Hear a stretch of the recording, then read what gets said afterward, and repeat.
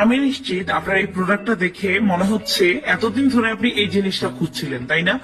অবশ্যই আমরা যারা গৃহিণী আমাদের মনের মধ্যে সবসময় কাজ করতো রান্নাঘরের গরমে বসে না করে ডাইনিং টেবিলে বসে একটু সুন্দরভাবে কুটা বাছা করতে পারতাম, কিন্তু ডাইনিং টেবিলটা নষ্ট না হতো। রুটি বানানোটা ডাইনিং টেবিলের উপরে ফ্যানের নিচে বসে সুন্দর মতো করতে পারতাম, কিন্তু ওইটা নোংরা না হতো, ডাইনিং টেবিলটা যেন নোংরা না হতো, ক্লিন থাকতো। তো এই অপশনের জন্য আমরা নিয়ে এসেছি স্টেনলেস স্টিলের চপিং বোর্ড। সবচেয়ে বড় সাইজটা নেওয়াই সবচেয়ে বেটার, তাহলে যে কোনো কাজ খুব ইজিলি করলে নোংরা হয় না।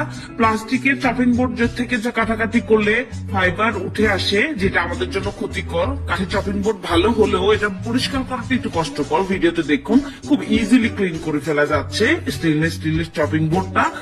আর কুটা বাচ্চা থেকে শুরু করে যে কোনো রান্না সংক্রান্ত যে কোনো কাজ খুব সুন্দরভাবে চপিং বোর্ডের মধ্যে করে ফেলা যায়। এটাতে একটা ছোট্ট ছিদ্র